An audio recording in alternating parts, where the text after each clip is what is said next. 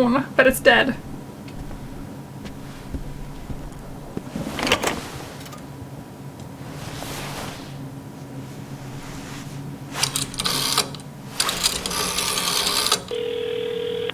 Hello? Hello? I need an ambulance. Can you hear me? I need help.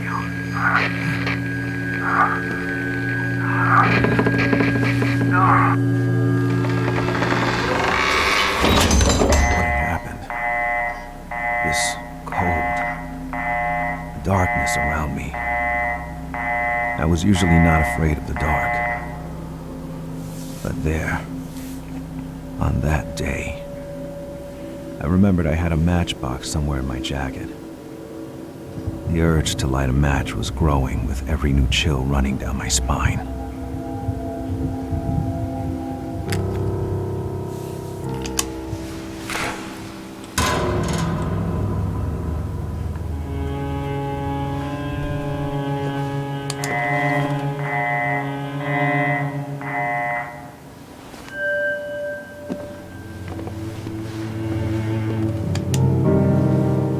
That woman with dark hair was dominating the room. Who was she? Some African mask, a wooden face without a soul.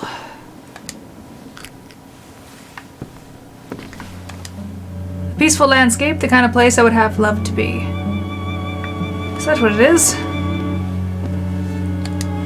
The shovel was covered with fresh soil. Someone has recently died. I couldn't open it. It was no use. A hat. A man was living there. Excuse me. Women wear hats too, sir. Whoever lived here had a special taste for alcohol. The boots hadn't been used very recently.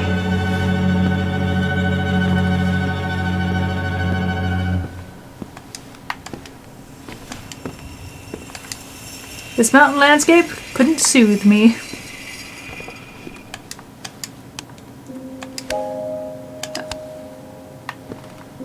Lovely. This is what the night looked like. Limited perspective is as closed as this door. 2 men on a small boat. A memory from an expedition? Question mark.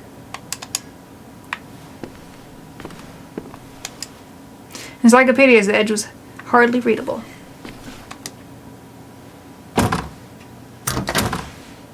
I couldn't crew through there.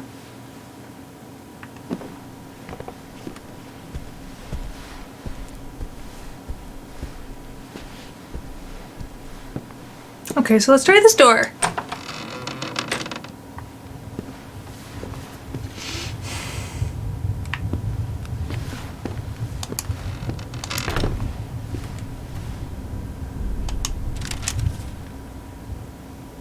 It seems someone has been busy in the garden lately. Margaret's Diary, excerpt 11. August 21st, 1911. Suffocating in its useless illuminations and frills, the mansion doesn't have the greatest befitting of fortune like that Vetsford's. It's the work of the degenerate romantic. It's like a stain on this century. I ordered the flower beds on the east side of the garden to be removed. They made moving around complicated, and in summer their scent was unbearable. I didn't talk about it to Henry, and he was quite upset. For the first time, I think I saw something like rage in his eyes. For a few seconds, he did look like a man. And then he shut himself back in his melancholy and played the piano all afternoon. His jazz again, this stupid music which reeks of debauchery and misery. She sounds just like a happy soul, doesn't she? Was it the glow of the accent I was seeing there?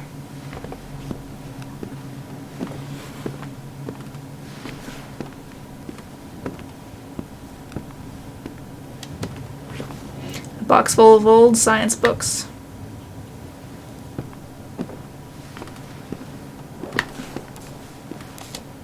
Seeing the one with the church can, I was wondering where God was. A boy with a religious dress, a house full of old traditions. Margaret Diary, Expert 12, August 28th, 1911. William is 7 today. He is with Henry, running after the servants in the garden, dressed up like monsters from space. Games, always games. The mansion all upside down, and their yells gave me an awful headache. I'm now cloistered in the office, unable to even pray. Henry's fantasies keep William away from his great destiny. I have to bring him back to me, and this will be my only chance to make a man out of him, to make him embrace the Venture Cross legacy, to show him the way.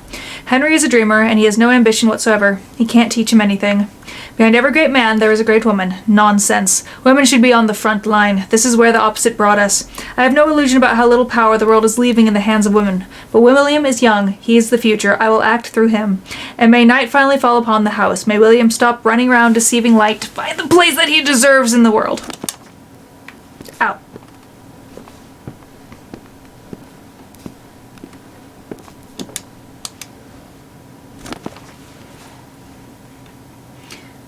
September 5th, 1910. William, 6-year-old, daydreaming already.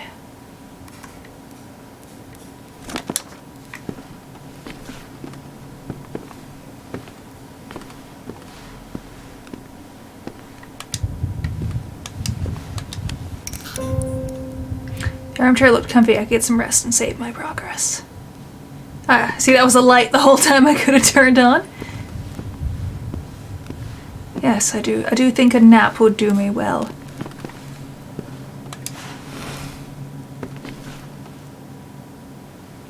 Take a rest, old man. Are you there?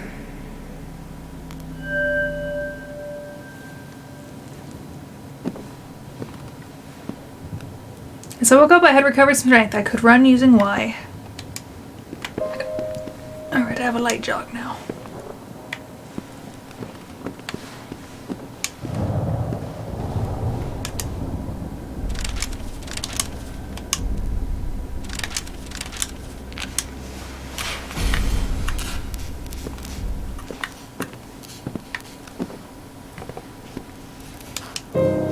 The crucifix was not comforting at all. Closed. I was locked on this side. I see. Nothing special about the wardrobe, sir. It is gorgeous.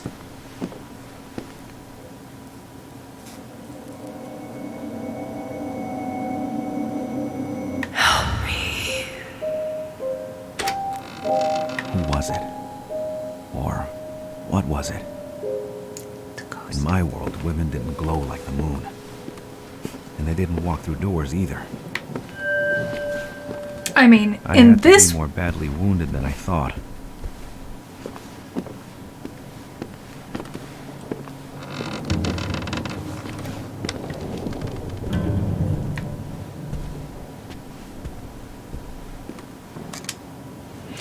Who could hang the picture of a headless woman on the wall?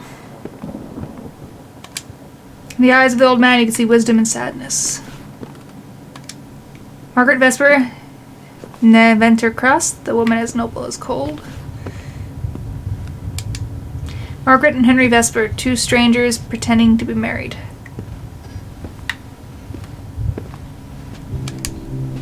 High heel shoe, maybe it's the owner who was still around here. I know there's something over there, and I'll go to it in a second.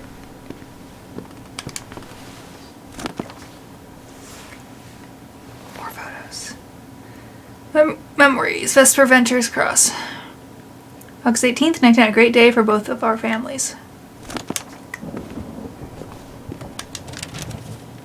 Note to self, Mother's Shadow. Mother's Shadow will never go away. I understand it now. Calling them ghosts would still be too noble. It is filth that strives in the dark like flies on manure. As long as I'm alive, they will never go away.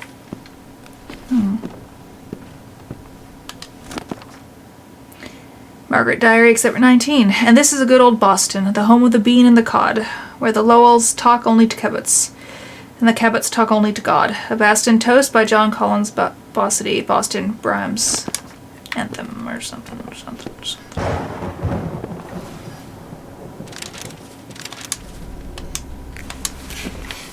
Bring your hand now.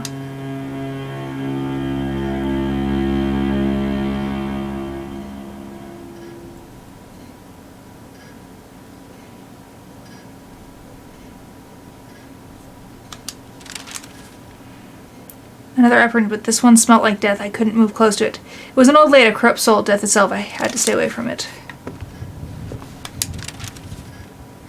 In these troubled times, one would dream about the glorious past of our city, about the founding fathers who built and strengthened its walls. They would be the Boston Brahmins. The bigwigs, businessmen, lawyers, and soldiers whose sense of morality helped draw the lines of the city and gave it a soul, and what a soul. Without them, Boston would be one of those many little towns on the East Coast. Thanks to them, in less than a century, it became the major economic, financial, and cultural center we all know. And while we can see those who will build the century to come, the newly graduated from Harvard symbols of the city's pursuit of excellence, let us keep in mind the spirits of the pioneers whose clear speech inherited from New England still sings in the T.S. Eliot's poems, and in the voice of the Katharine Hepburn. 8 years ago, Malcolm Nichols resigned from office. He was the last of the Brahmins, the last Republican to hold the mayor's office, but it is still here. This noble blood which built roads, schools, churches, courthouses, and hospitals.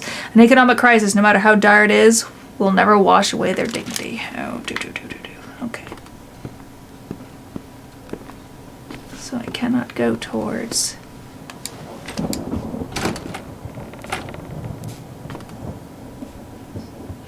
the shadow, so I guess we'll go in here. Barely any humanity left in his... This portrait of a woman had been cut with a knife.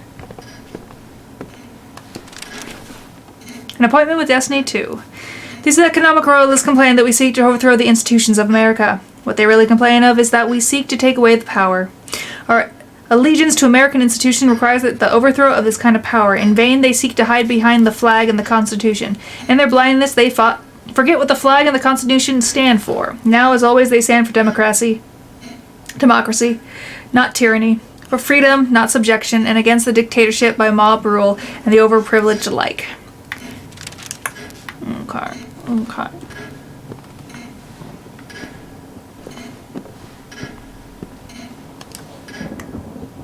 What wasn't there inside that needed to be concealed? Sheet music was taken. I could look around using, and I was still free to act using okay. The box lid was displaying an historic symbol. The box was closed. There was a small opening for a key.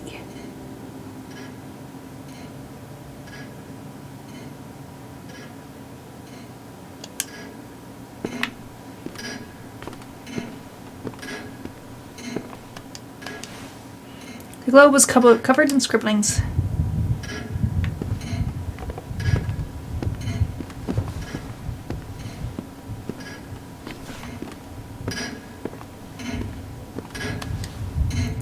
The gramophone could only play Silent Dust.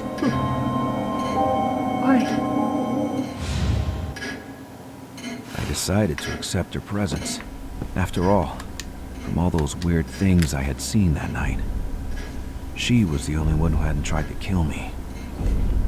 Well, nothing's tried to kill you yet.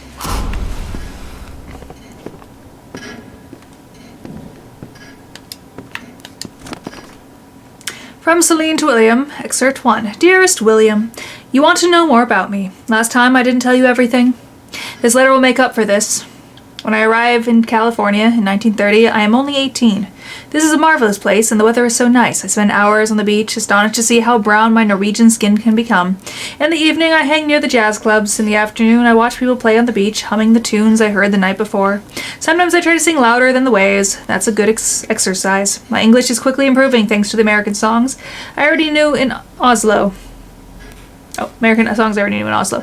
At that time, I can barely wear the social misery that is devouring your country. I am young. I want to be beautiful, to meet people my age, and to sing. In Los Angeles, at the Spice Club, I meet the members of the jazz band. They are talented and funny. We play all night. I forget about the hour and about my parents. They even call the police. At the end of the night, the musicians tell me they are looking for a singer and that they want me. I can hardly believe it. Have you ever felt that you finally belong somewhere? It feels fantastic. Was it the moon standing alone in the middle of everything?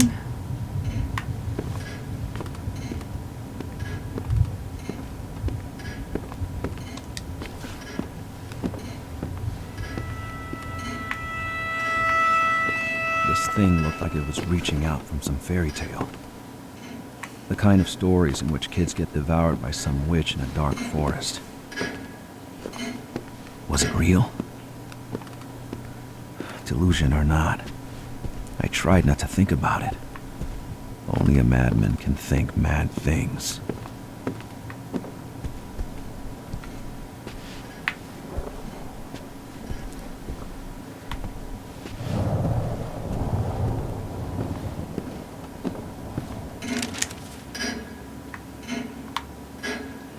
It seems either Grandpa made the girl appear, but it wasn't enough. She needed more. Apparently the puzzle was missing things. Okay.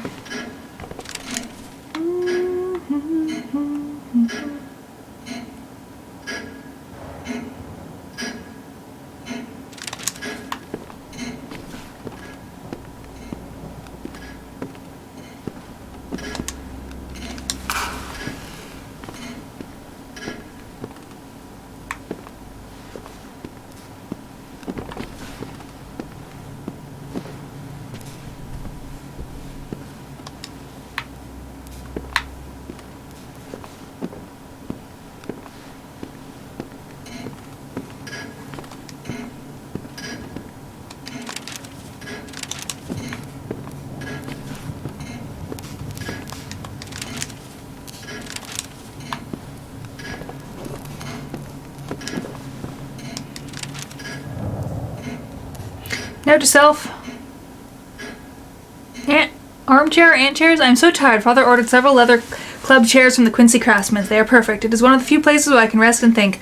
Margaret wouldn't touch them, and I have no idea why. Maybe because they are marked with a sun, which made her blind. I don't know. I'm just happy they are here. Thank you, Father. Yes, there's a little color that peeps in here and there. An original copy of Debussy's Clair de Lune.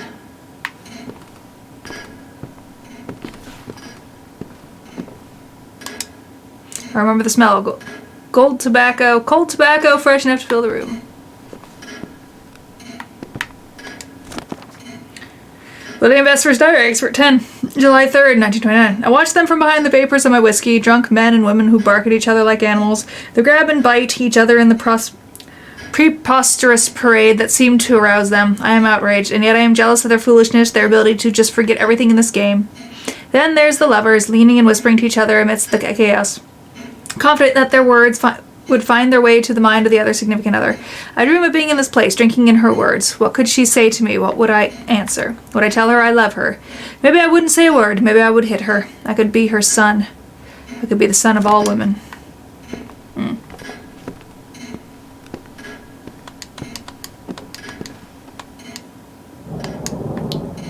need to find a key.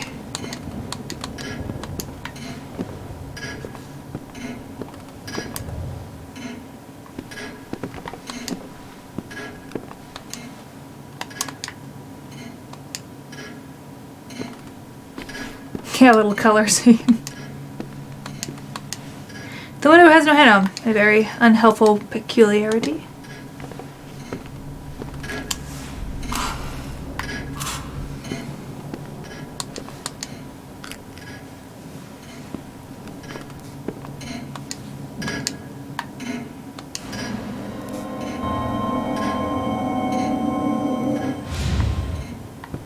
Actually, she didn't even seem to see me.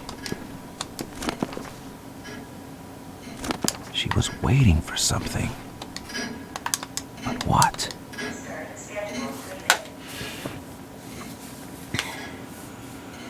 Hold on, I'm gonna send that back to Doc before it can get super loud, because it's gonna get loud if I don't turn off that.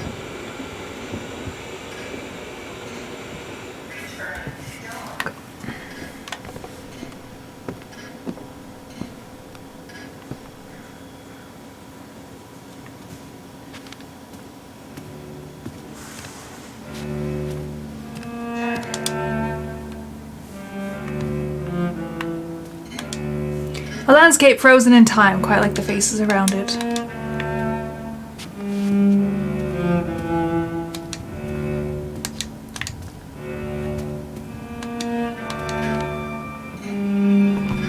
A log, a good start if I want to start a fire.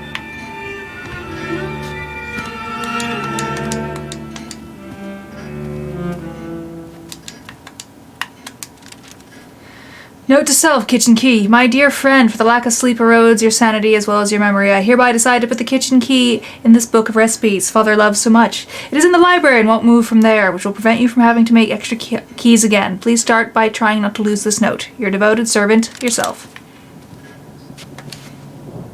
The menu for the dinner seemed to be a good 20 years later.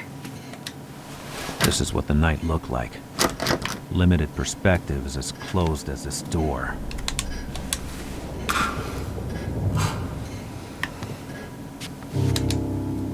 If I match with the nuance, I could be put it out by pressing B repeatedly. Okay, what was the point of that, though? The fire could be an ally, but I need to find some wood. There's some. Log goods there if I want some fire.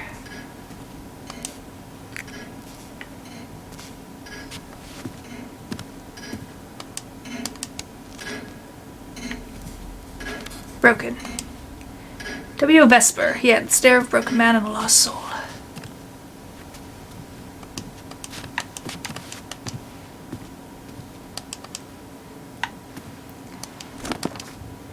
William Vesper, Diary Exhibit 9, May 11, 1928. It has been a year already since Sarah died of pneumonia, a few months after Winterstone became disabled following the heart attack.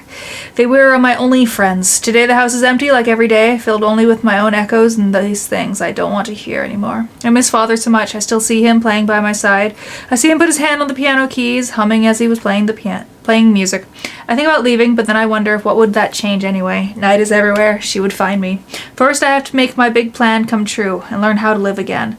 I listen to Jack Hilton's Wonderful You, and I realize I've never had anyone to play with. This is what I need, some company, a companion. The city is so close. I guess it's time to leave. They have electricity and light there.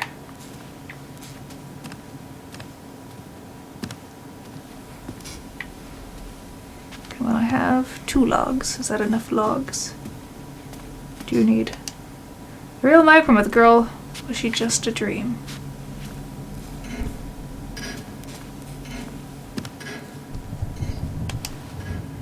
That plate was abandoned to flies.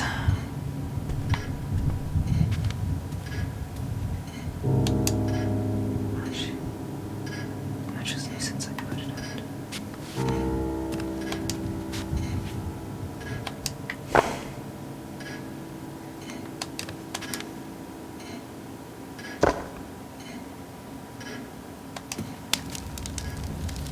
Would do the trick, but for how long?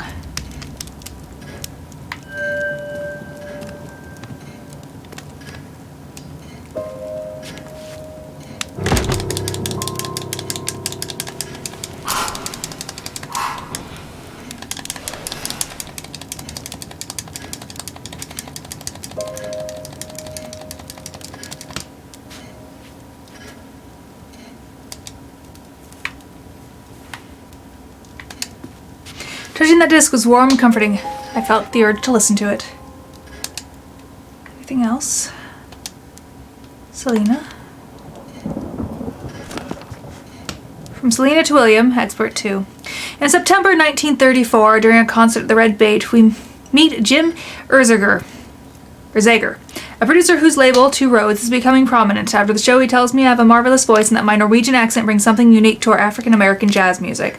That is enough to get the attention of amateurs and curious listeners. I have to admit, Norwegian jazz singers are not that many, but I can't really believe he would hire us.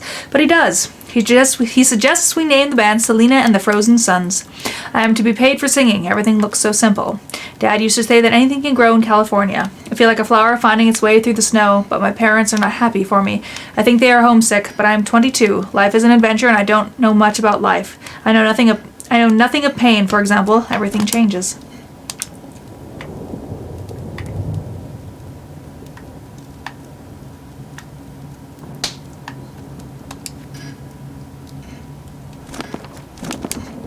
So that's all that's in there, it seems like. I'll take them.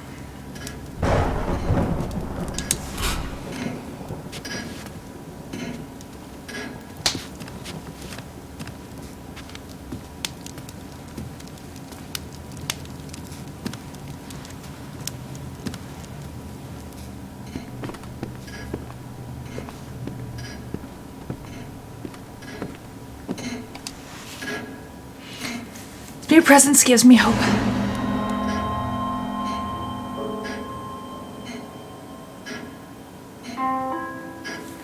It takes eternity to decide what'll be the best side to fall back on, but you won't tell now. No, you won't tell now.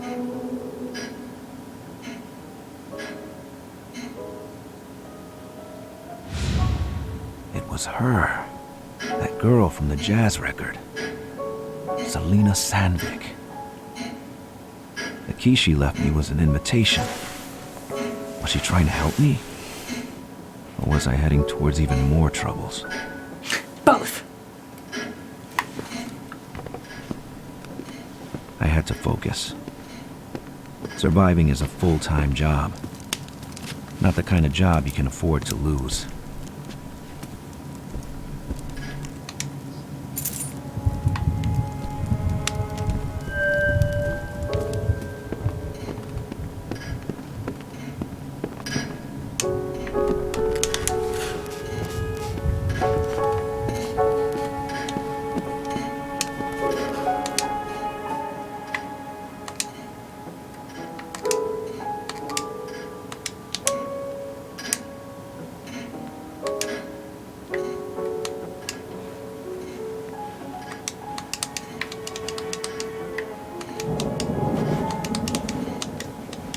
Okay, so use the key.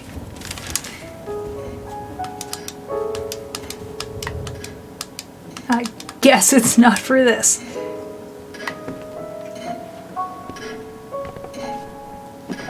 One would think it was, though.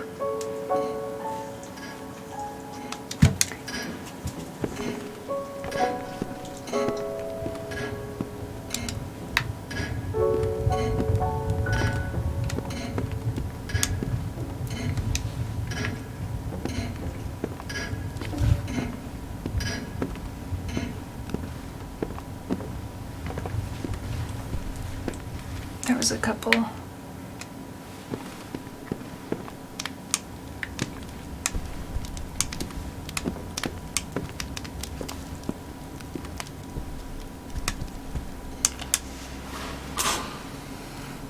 Can't go there. No. A photo. Vesper Inc. And this is good old Boston, the tome of the bean and the cod. Alright. Nope, can't go that way.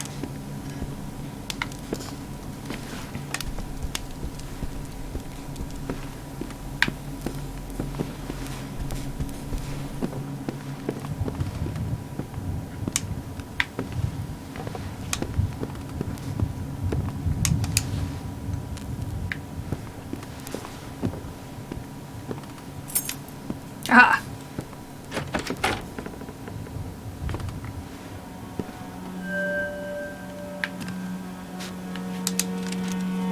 Note to self, the shadows avoid the electric light. Tonight, one of Mother's shadows caught me as I was walking inside the library. That same day, I had someone fix the electrical wiring which had been out of service for years. In panic, I switched on the light. The shadow vanished in a scream. Electric light kills them. Fascinating. Turn your light back on, sir? The moon, would have needed her here. Victims of the crisis, October 19th, 1934. The body of a 40-year-old...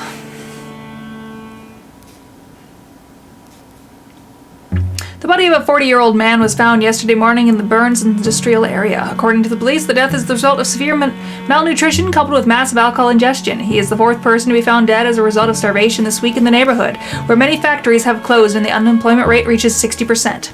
The authorities seem unable to face the malnutrition and alcoholism issues, and the community itself can't take over from the official institutions to face the crisis. The government doesn't seem to have the power to have its own citizens, or maybe it doesn't want to.